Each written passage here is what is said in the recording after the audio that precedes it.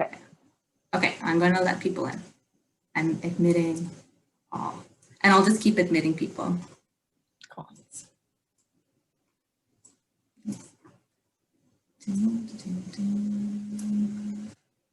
Hi, everyone.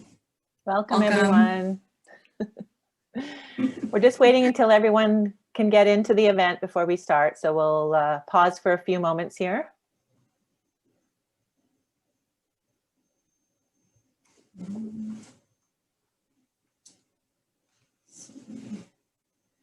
I think if folks could mute themselves as they come in, that would be great. But please do feel free to turn on to leave on your camera so we can see who's here.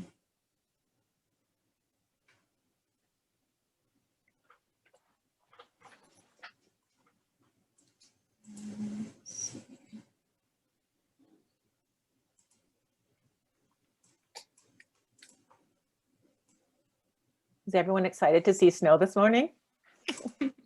It's mostly already all melted, but I've still got a lot. oh, do you? You live out in the country, don't you, Nancy? No, but it's caught in the leaves that I piled up. Oh, yes, yes.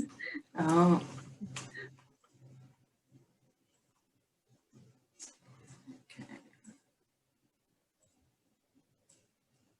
Okay. People are still kind of arriving in. It's so nice to see so many familiar faces. Yes, this is kind of our own family reunion. Yeah, that's true. As I was looking at the registration list, it was really nice. Okay, Sandra, do you want to get started? Yes. Ready to go? Okay, so or I should check with all the curators too. Is everyone ready to go? Everyone feel okay? Yes, good. Okay. So thank you again for coming today, and welcome to this event that we have organized in celebration of the exhibition Family Matters. My name is Sandra Dick, and I am the director of Carleton University Art Gallery.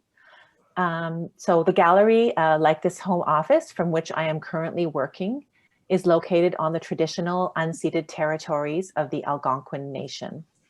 I work in these spaces as an uninvited guest with gratitude. This territorial acknowledgement signals my commitment personally and on behalf of the gallery to an ongoing and evolving process of learning, accountability, and responsibility, grounded in relationships built on respect and reciprocity.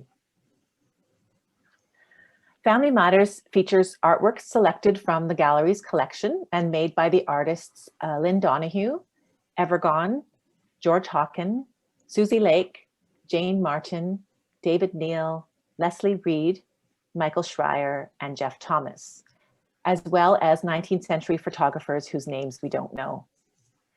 A warm welcome to the artists who have joined us today, Jeff, Michael, and Leslie, and also to the DJ and video artist Bear Witness, who will be joining Jeff in conversation. So Family Matters was curated in early 2021 by graduate curatorial studies students in a seminar taught by Professor Stéphane Roy. Thank you to our friends and colleagues in the Graduate Curatorial Studies Diploma Program at Carleton for their kind and ongoing collaboration. And I also wish to thank and congratulate the students on their exemplary work together. They are Kendra Anderson, Patricia Berube, Shani Keel, Cynthia Morosky, Phoebe Sampe, and Rebecca Watson. And you will meet all of the students today except for Shani. And I'd also like to thank QAG's educator, Fiona Wright, who has organized this celebration with her usual care and acumen. So I'll just give you a brief overview of the event, and Fiona will also post this overview in the chat in case you want to see it there. So first, Patricia and Stéphane will introduce the Family Matters exhibition. Patricia will speak in French and Stéphane will speak in English, and the rest of the event is in English. Next, Cynthia will talk about the curatorial process.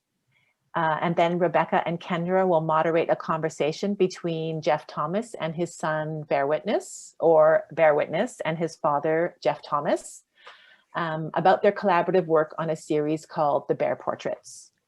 And then finally, Phoebe will wrap up with some closing remarks. Sorry, Phoebe. So the event will last about 1 hour and it will be live captioned. So to turn on the live captioning, what you should do is click the up icon on the closed caption button at the bottom of your screen, and then select show subtitles. So please feel free to leave your camera on in the spirit of a family gathering and to add your congratulations and comments in the chat. So we will not be having a Q&A today, but if you'd like to hang around after the event is over, we won't end the Zoom right away so that you can have a chance to say hi and meet each other. So now I'll hand things over to Patricia and Stéphane. Bonjour, bonjour à tous et à toutes. Il me fait particulièrement plaisir de vous accueillir aujourd'hui pour ce vernissage virtuel de l'expo Family Matters, qui sera présenté à la Galerie de Carleton jusqu'au 15 mai prochain.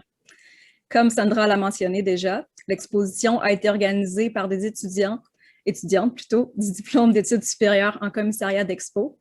Kendra Anderson, Shani Kahl, Cynthia Morawski, Phoebe Sampe, Rebecca Watson et moi-même, Patricia Bérubé. Donc, cette exposition, en fait, elle explore les nombreuses façons dont les artistes abordent et représentent les idées de parenté, de communauté et d'appartenance. Family Matters rassemble un éventail de fascinantes d'estampes, de dessins, de photographies et de peintures datant du milieu des années 1800 à aujourd'hui, sélectionnées dans la collection de QAG. Ces œuvres dépeignent des moments tendres, documentent des espaces publics et privés, indexent le quotidien et explorent les rôles des relations familiales. Sur cette note, je cède la parole à M. Stéphane Roy, professeur au sein du programme d'études supérieures en commissariat d'exposition à l'Université Carleton. Thank you, Patricia, and good afternoon to all. We're particularly pleased to welcome you for this virtual opening of the Family Matters exhibition, which is presented at the Carleton University Art Gallery until May 15th.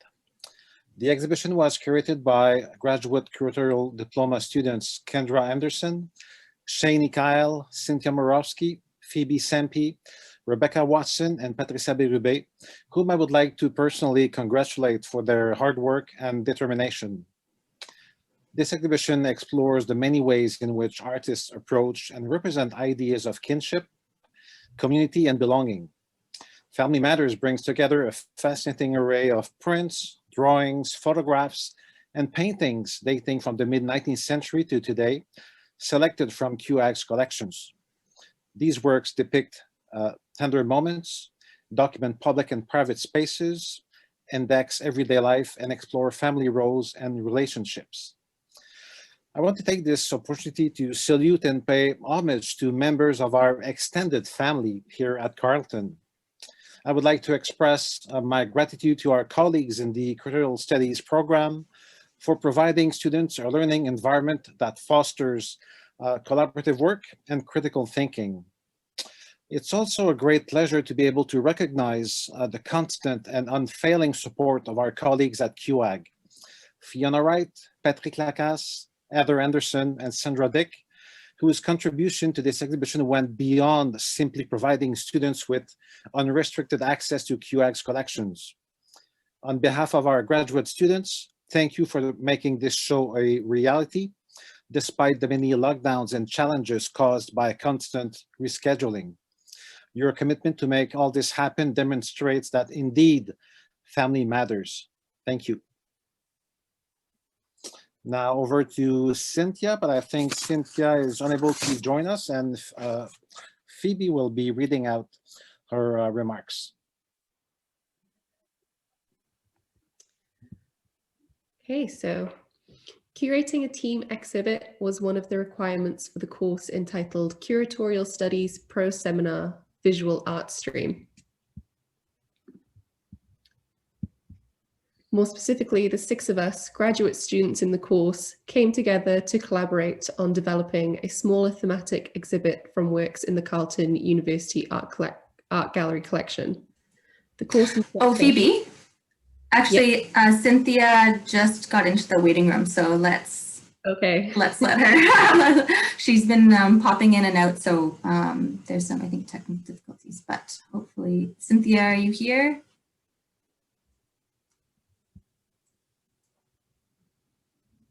Cynthia? Oh.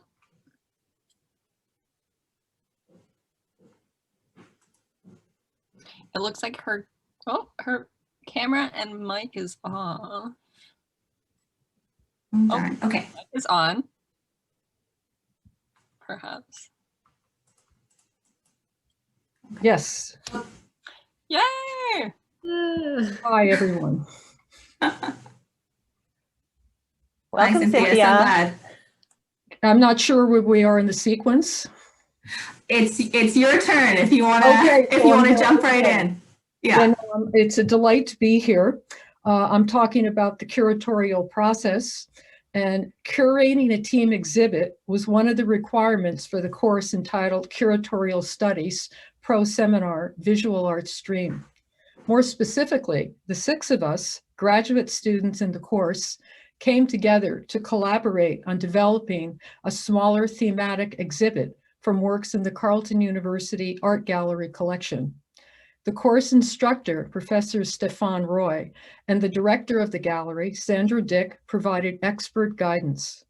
We began with a session in one of the gallery's workrooms where Sandra, with the assistance of Patrick Lacasse, the collection's exhibit assistant, had pulled a variety of both local and national works for us to consider. Self-portraits, lino prints, wood engravings, silk screens, historic French prints, and much more covered the tables as Sandra introduced each one, providing relevant commentary, historical background information, and cultural meaning. We also had opportunities to respond to the selected works, ask questions, and indicate the ones which sparked our interest.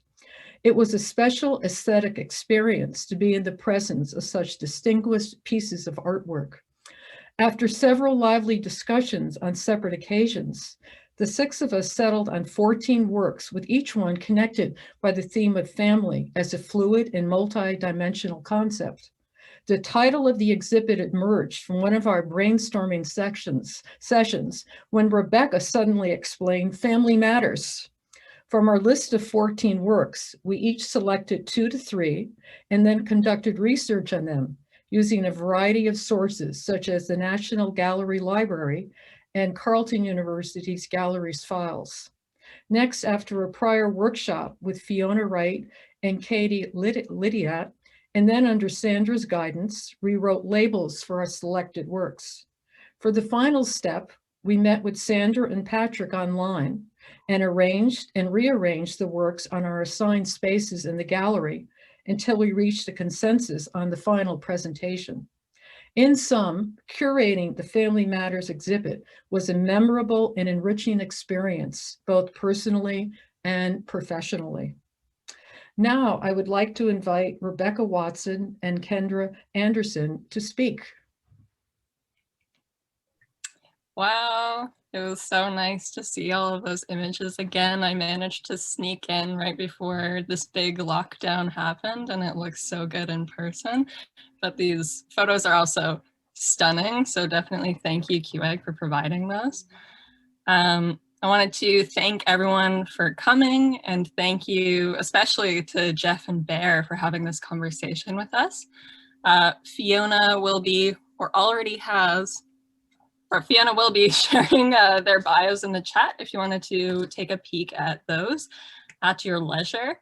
Yeah, it was really important for us to have this work titled Bear Thomas at Nepean Point by Jeff Thomas, with Bear pictured, in this exhibition about family, as it acted as both a personal testament to their relationship as father and son, and as a statement of generational persistence in the face of colonial erasure.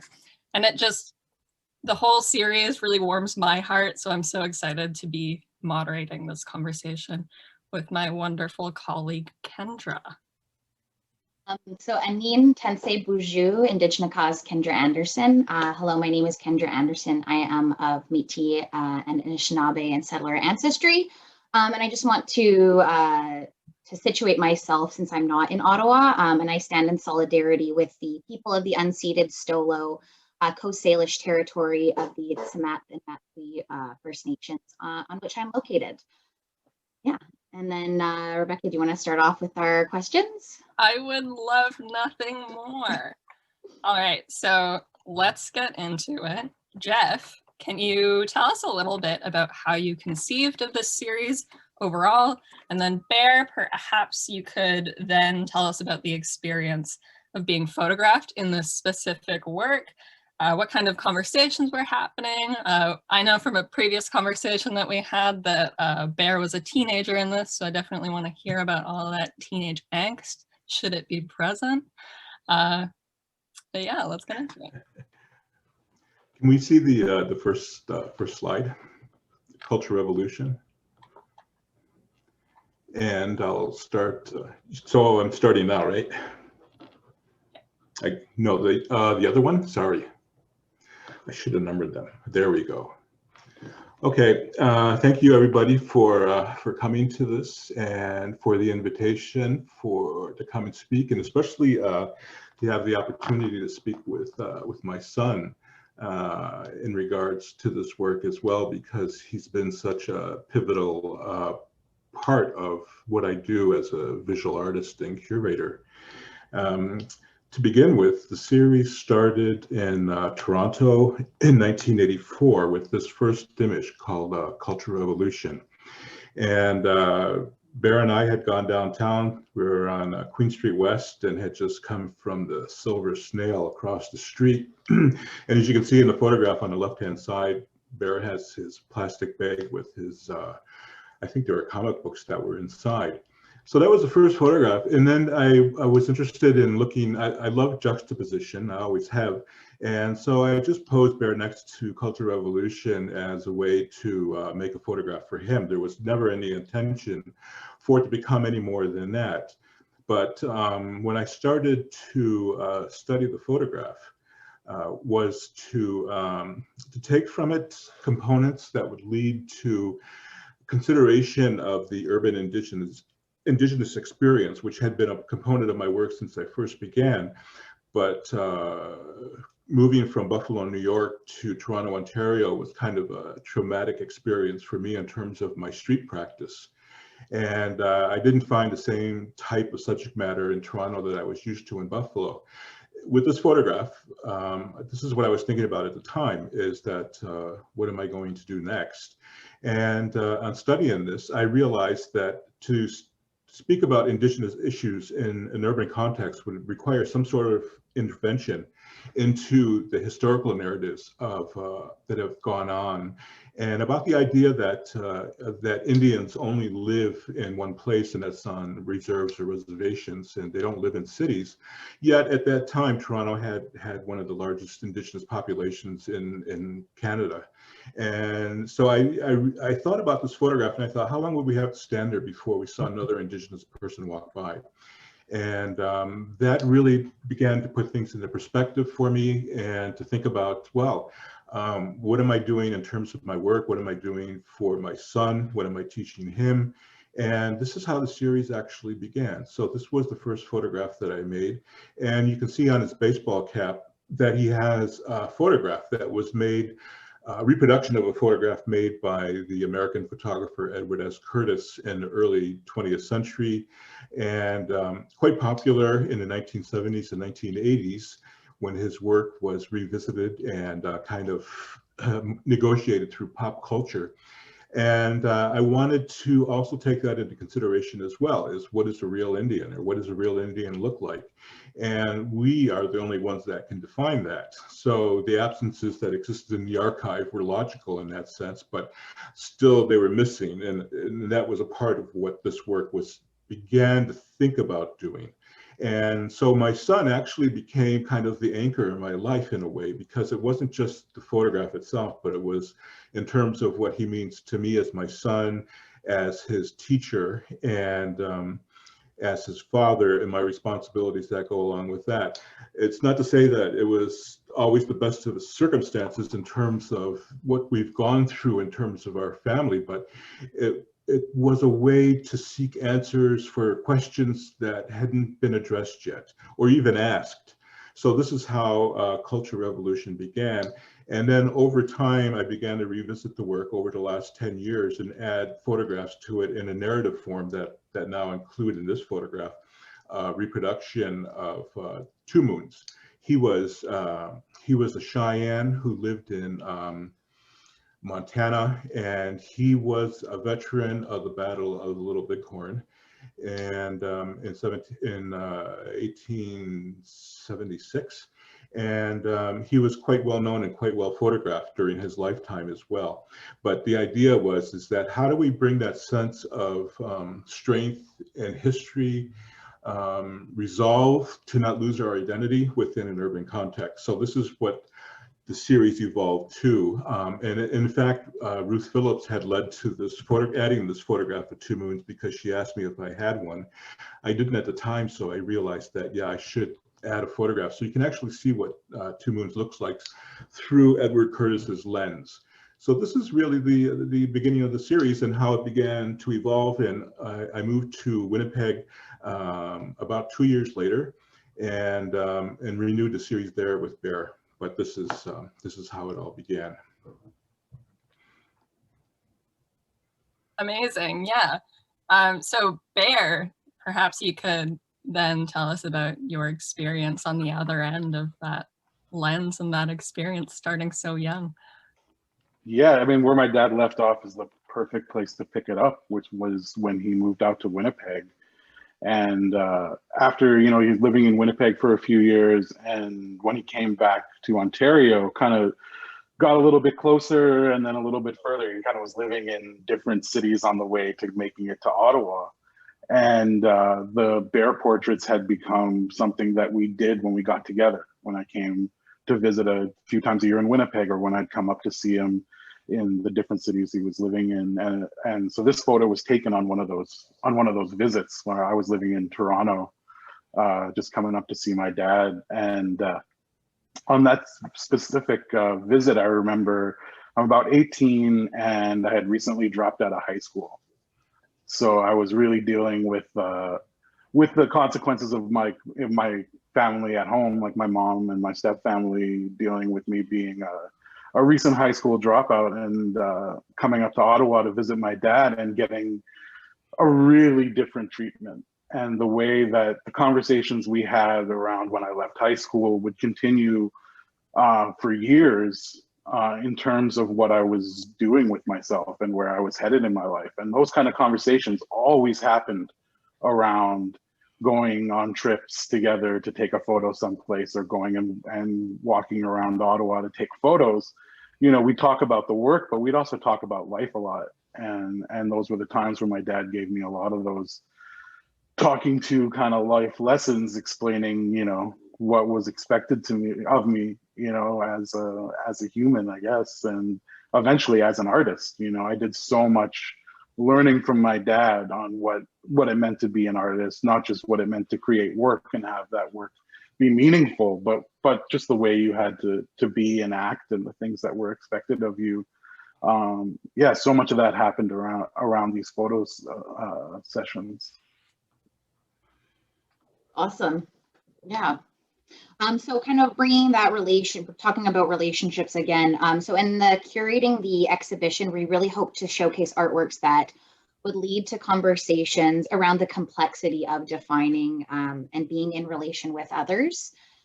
This question's for both of you. Could you talk a bit about how this series impacted your relationship? I guess that's kind of what you were talking about there, but how did the series impact your relationship? Well, what I found is that it became a sort of, it did become a ritual, because whenever Bear would come to visit me, this is one of the things that we would do. And I had actually stopped working for about 3 years. I was having issues that I couldn't resolve in terms of photographic practice in the past and that. And so I decided to not work anymore until I had found a new basis to work from, and that's why I went to Winnipeg. And so when Bear came out to see me, that's what would take place. But as I had mentioned earlier, I think that in terms of the idea of intervention, the photograph that's in the exhibition really speaks to that, because at that time I had moved to Winnipeg in 1990, or to Ottawa in 1994, and I moved after having come up to see the Champlain Monument in 1992. My reason for moving to Ottawa was to actually begin a research project at Library and Archives Canada. But with this particular photograph, I was looking at how do you intervene with such a prominent public monument? And it's interesting to think now about how these issues have come up in the United States and to a lesser degree in Canada, but nonetheless calling into question colonialism and landmarkers such as these inappropriate statues and that. And in particular with the Samuel de Champlain monument, the question was, can anything be done to change it? And of course, people who know my work know that I've done a lot of work around the monument. But this was the first one in terms of the juxtaposition once again. And if you notice the letters FBI, and it relates to what's below it, which is full-blooded Indian, and what constitutes a real Indian. And so this is early 20th century ideal of the Indian in historical terms. And so it would eventually lead to this question of how do you get in there? And it would begin to actually take place after a show I had at the Ottawa Art Gallery in 1996 called Portraits from the Dancing Grounds. But this was the idea, and it was a problem solving kind of thing for me, and thinking about all of these questions. And of course, eventually the Indian Scout was removed and placed across the street at Majors Hill Park. And he remained a part of my work up until 2013 in terms of, with the exhibition Sakahan. And I made 230 portraits on that absent platform, posing people from around the world on there. And actually coming full circle in those terms of this is what the image led to. So you can see a progression of other photographs with Bear at the site as well. And actually it was just, I think that what I found that it just wasn't such a serious matter all the time. There was a certain amount of fun about it as well. And and this is what I like about this particular photograph, is that he always seemed to be able to manage to make me laugh, Bear. And not to take myself so seriously. So this is really what that reflects on, is that, and there were 3 other photographs that were made at the same time. So it's really kind of a 4-portrait series that takes place through that photograph. And Bear, did you want to add on to that about how your relationship was impacted as well? Yeah, I mean, I think doing these portraits of my dad defined our relationship in a lot of ways. Like I said, we were saying before, just with everything that would happen around it and just getting to spend time together. So, all of that is wrapped up in these photos, not just like not just the father-son relationship, but also as an artist. And as I became more aware of what the photos meant and what my father was looking at and seeing in me in the photos, and how I could affect that. And, and especially in these ones, you start to, like, I would purposely wear these t-shirts because I knew my dad loved them, and that was a part of the conversation we were having in these photos. There was also times where my dad would be, oh yeah, make sure you wear that, Chicago Bears jacket with the hood on it, because I want to take a picture of you in front of this church, and you kind of look like a monk. And so there were all these like interactions that happened around the photos that were constantly informing me, and that really, all those conversations are what started my own art practice. And everything that I do in my own art practice really is rooted in those conversations and around my dad's work, to the point, here, this is the first Tribe Called Red record that we put out, and it folds out to the photo from Nepean Point. I love that. I love that so much. That is so perfect. And the reason that we used it, and of course, you know, to my partners, I had to sell the idea of having my father's photo in it. And I said, well, this is, so at the time had become an image that was representative of Ottawa.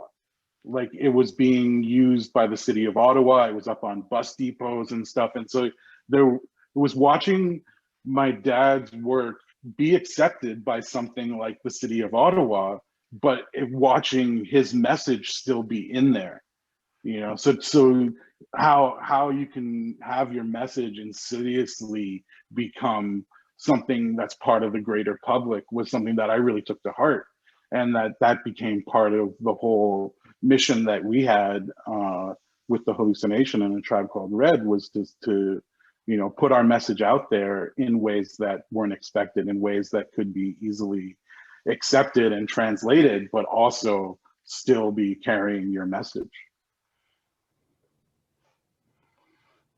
I love that. I love the collaboration on just like so many different levels. I think that's great. I love that. That's awesome. Yeah. So my next question is for Jeff. This site is significant, and with the juxtaposition of Bear with the Scout, you've spoken about the ways that the photograph functions as a recontextualization of Indigenous identity. Can you tell us about why it was important to have the shoot here? Okay, to have the shoot in Ottawa. I think that there was always, for me, this kind of, when I was growing up and my elder talked about their political activities in the 1930s, 40s, and 50s with the Indian Defense League. And I always felt that, you know, that the urgency behind my work is to address issues of invisibility, and also to have a social component to it that reverts back to the community in some way, that informs, that changes.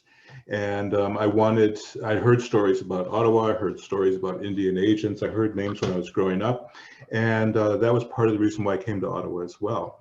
But I felt that there had to be a ground zero in my work, where everything that I learned when I was in Winnipeg would begin to take shape in Ottawa, and it begins with the Champlain Monument.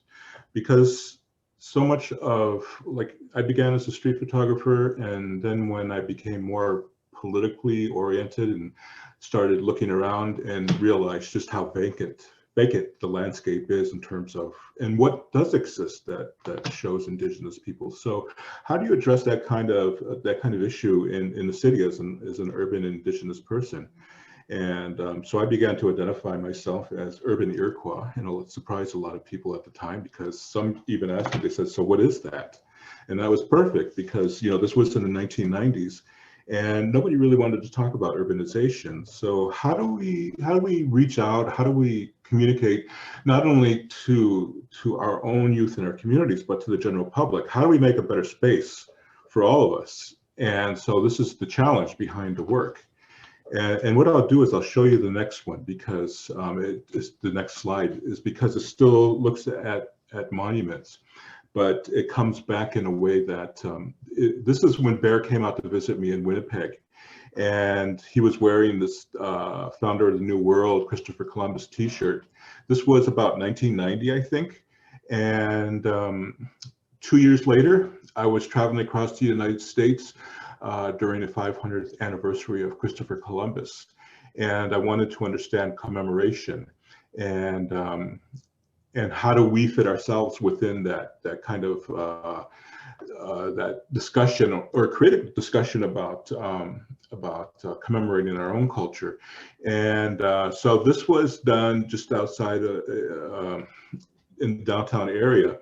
But 2 years later, when I was traveling across the United States and thinking about Christopher Columbus, I look at this photograph, diptych of Bear, as kind of initiating the series in that way, and leading to me coming to Ottawa. It was really significant. And that what I found that was most important about our relationship was that, once again, as I said before, it was about having a foundation in the world, and that's how a family. So we're coming back to family and thinking about our responsibility to family. and to our children, and how do we prepare them to navigate a landscape that hasn't been really navigated by Indigenous people, but has been more or less just kind of ignored, or really not addressed in any particular way. Now it's changed a bit, but this is in Syracuse, New York, the center photograph. And I didn't find the Columbus Monument that I wanted in '92, but I found it on a trip to St. Louis in 2017. And what I loved about this photograph is there's a large statue with Columbus at the top, but it's the play on the elements in here with the American flag, with the church doors, with the sculpted piece above the doorway, and also with the bottom of the monument with the bas-relief panel there, is that it shows the Indians kind of hiding behind the brush looking at Columbus landing on the shoreline there. And so this doctrine of discovery was really meant as a term that I wish that I knew and understood when I was growing up and going to school, because it set to me kind of the terms in terms of what Europeans wanted when they came to Turtle Island. And it helped me to understand better the legacy of colonialism and greed and power and all these things that have manifested themselves, and why we're in a particular place that we're in now. So the doctrine of discovery was actually turned around for me and became my era of discovery. And so that's what this photograph really represents, is that the doctrine of discovery had its own purposes, and photography my son had its purposes. And so here's them coming together, and what do you read from it? And so this is what the photograph, what the series of photographs is supposed to kind of generate. Yeah, and it's so effective. I don't think anyone can walk around Ottawa from this day on and be seeing these statues in the same way. So you've done your job perfectly.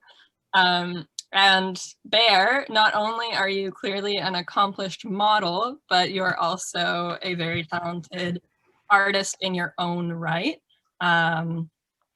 So while Jeff works primarily in photography, your artistic practice has been through video and media works, as well as music production.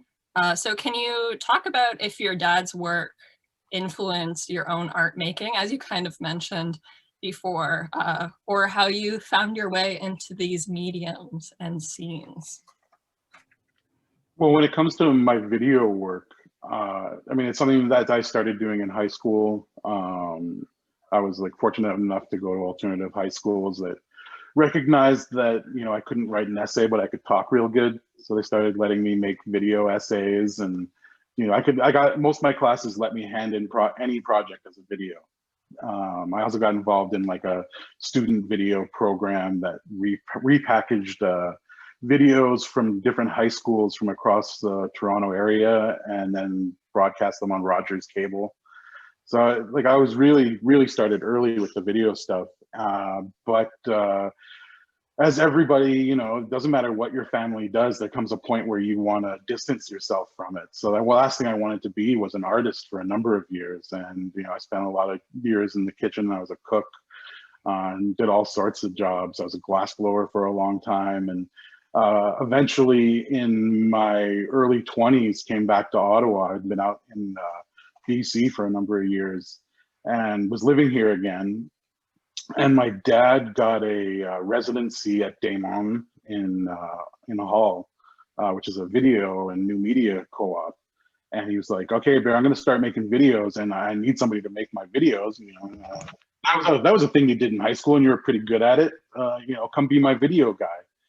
And that's when I made my first video art project. Was working for my dad, basically.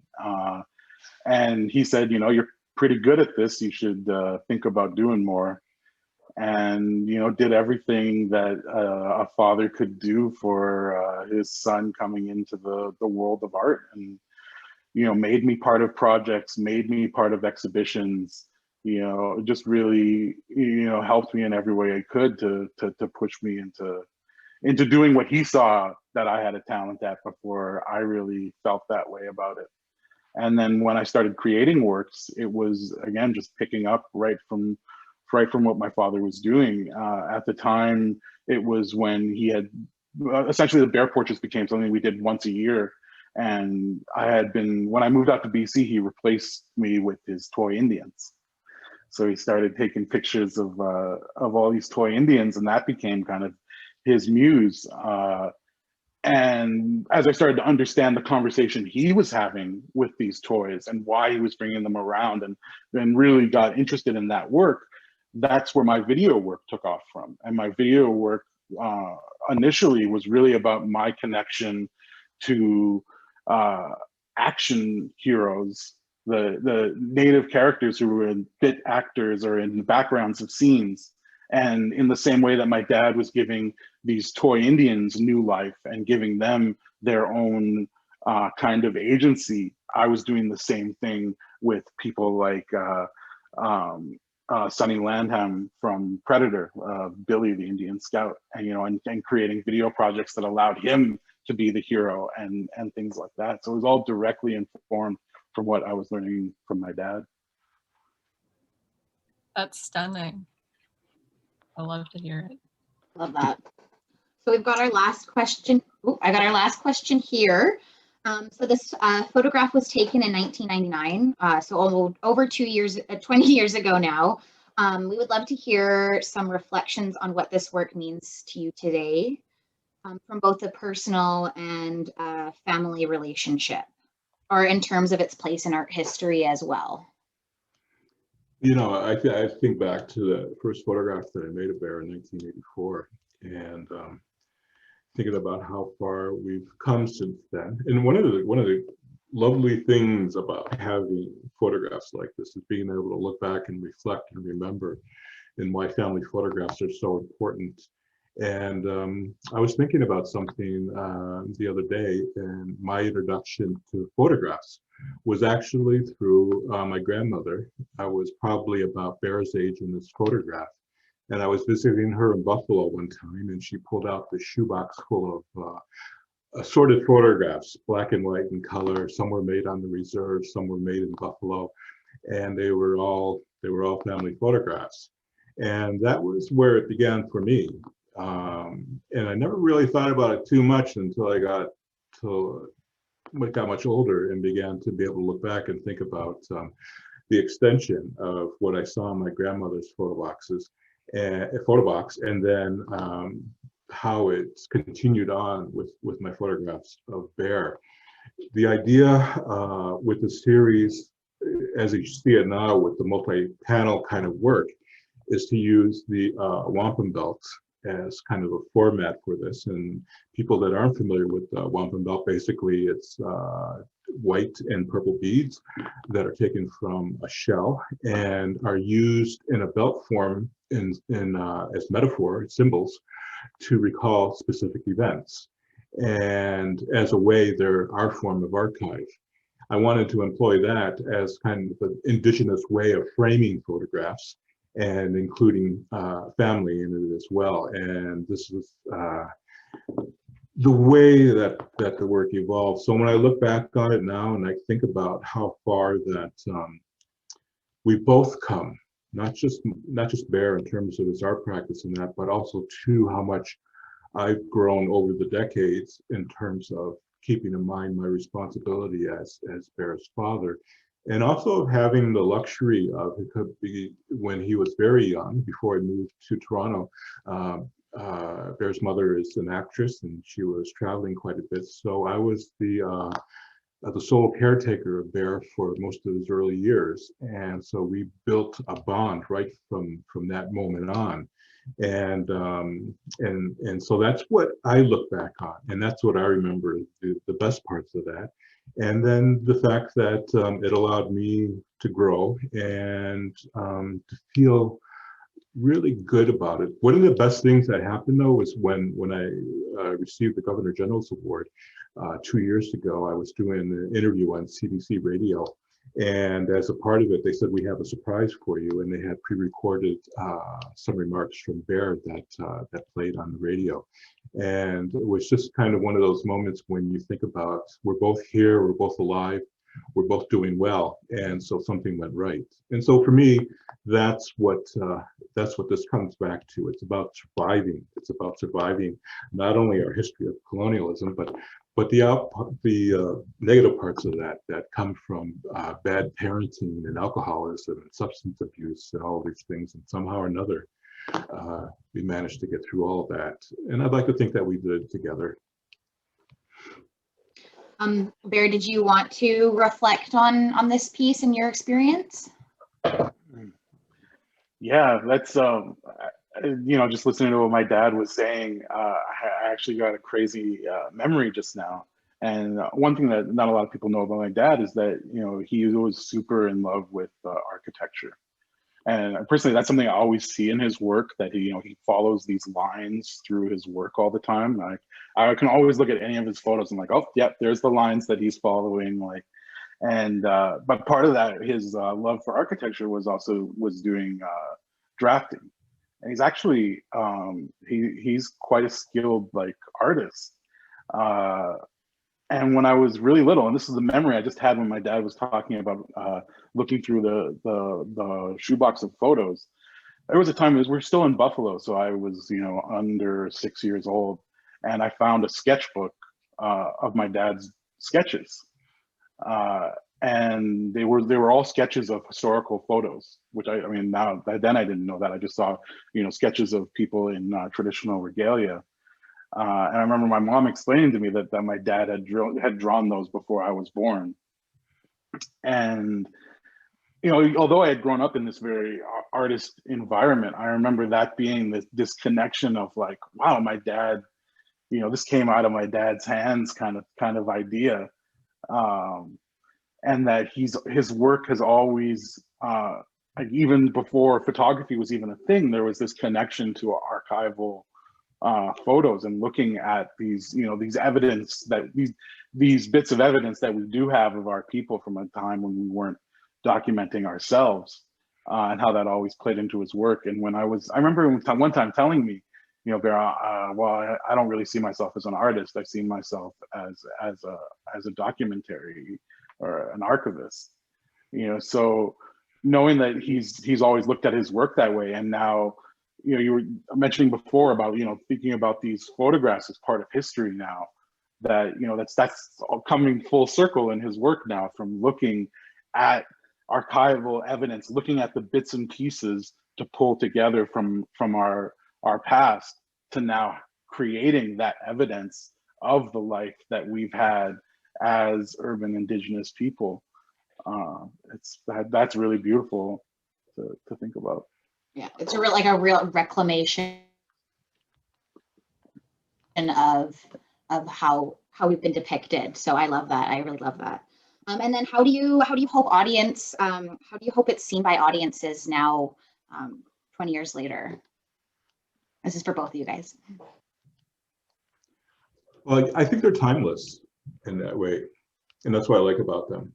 And like with the photograph that's in the exhibition, you can look at the evolution of the Champlain Monument and the conversations that began to take place after 1996 around the monument, and I think that they still resonate, and the time is coming now where people are really beginning to look seriously at our urbanization and what it means. Instead of being ashamed to say that I was born and raised in the city, I'm Indigenous. It doesn't mean that you're less, you're just different. So how do you define that difference? And that's our responsibility, and that's what makes it so much fun. I don't think that you can look at it as a result of colonialism and that. But I like challenges, and I think this is the reality of what we have. And so, how do we begin to engage with that instead of ignoring it? And that's what the photographs I think they're going to become more popular as time goes on, as those issues become more important. What I think is really important about this photo in particular, just all the work that my dad's done around the Scout and the Champlain Monument, is that there's a general conversation that's been had around monuments and Indigenous people that within our community, And my dad's perspective is really unique within that because of the work he's done with creating conversations around the work of people like Curtis, and the conversations that he's had with these monuments through his work offer up a really different perspective, and a perspective that in a lot of senses goes, it's more mindful in a sense, and that really offers, you know, offers up these places to have a narrative of their own. That I think is really important, a really important perspective to be included in the conversation. And so I think going forward, and that, you know, having these images that bring up these conversations is really important. Yeah, awesome. Well, that's our last question. Rebecca, did you want to add anything? Just that I'm gonna call my dad after this. I know I was just hearing it. I just love that. Thank you so much. So thank you so much. Thank you too for joining us. Chimigwech, we really appreciate you taking time to talk about this piece. And I'm so glad that we did, because now we just have another layer, another meaning to these works. And I really appreciate that. We thank you. We all the curators and QA, we all thank you so much for joining us. And I'm going to pass the screen over to Phoebe, and she's going to do our thank yous and our closing remarks. Thanks, Kendra. Yeah, just to echo again what Kendra and Rebecca were saying, like, thank you so much, Jeff and Bear. That was really interesting, and the insights it was just great to listen to. So when we began this project in January of 2020, we could not have anticipated the events that were to follow. Through the challenges and tragedies of COVID-19, once again, our definition of family has evolved. Families have been separated, reunited, and produced. Provincial orders have prevented family visits and have also facilitated the creation of pseudo-families or bubbles. Through the pandemic, what has been abundantly clear is how much we rely and crave our family, be that our biological family, our closest friends, or our community. Selected from QAG's collection, Family Matters seeks to depict the broad definition of family, tender moments, document public and private spaces, index the everyday, and explore familial roles and relationships. We would first like to thank Professor Stefan Ra for his guidance and confidence in the project. A special thanks also goes to the Curatorial Studies program at the Institute of Comparative Studies in Literature, Art and Culture for making this class possible. A massive thank you goes to QAG's director, Sandra Dick, for her great enthusiasm and dedication to the project, to Fiona Wright for organizing this virtual event, to Patrick Lacasse for the impeccable installation, and to Justin Wanacott for the installation photographs. Additionally, we would like to thank again Jeff Thomas and Bear Witness for generously being with us today and providing great insights into the work, as well as artists Lynn Donahue, Evergone, George Walkin, Susie Lake, Jane Martin, David Neal, Leslie Reed, and Michael Schreier. And lastly, thank you to all of you who came here today.